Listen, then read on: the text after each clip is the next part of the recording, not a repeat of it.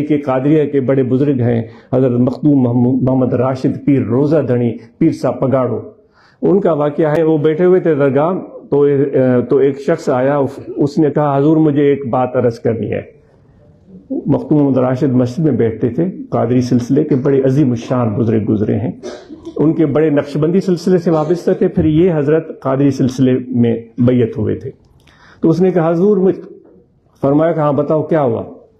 تو اس نے کہا حضور آج میں آپ کی طرف آ رہا تھا تو مجھے قبرستان سے میرا گزر ہوا، بارشیں شدید ہوئیں تو میں مجبور ہو گیا اور میں کہیں چھپ کر بیٹھ گیا۔ پھر جب بارش رکی میں اٹھا، میں نے دیکھا کہ کافی قبریں بیٹھ گئی تھیں، تو میں ان سے درمیان سے گزر رہا تھا تو مجھے آواز سنائی دی اللہ اللہ اللہ۔ میں نے کہا کہ کوئی اور بنی بشر ہے یہاں؟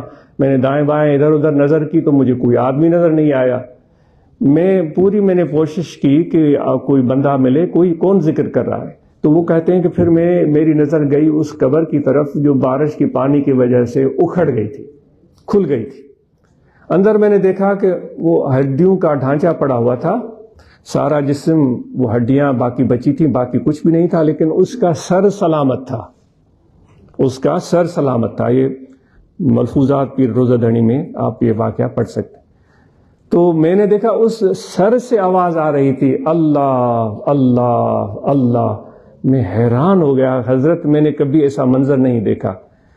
حضرت مخدوم محمد راشد پیر روزہ دھنی پگاڑو تھوڑی دیر چپ ہو گئے اور پھر فرمایا کہ لگتا ہے دوست، لگتا ہے یہ جو قبر والا تھا یہ زبانی ذکر کرتا تھا، اس لیے اس کا سر سلامت رہا۔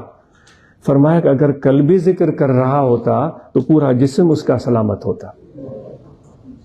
تو یہ ہے قلبی ذکر کی برکتیں اور سعادتیں جو پیر روزہ دھنی مخدوم محمد راشد بھی بتا رہے ہیں۔ تو اس کے لیے آپ کریں، اور اس کے لیے گھر میں، شہر میں، بازار میں، رستے میں، روڈ، جب کبھی یاد آئے کہ بھائی یہ ذکر ملا ہوا ہے، بھلے ایک مرتبہ تھوڑا سا دل کی طرف توجہ کریں، اللہ اللہ۔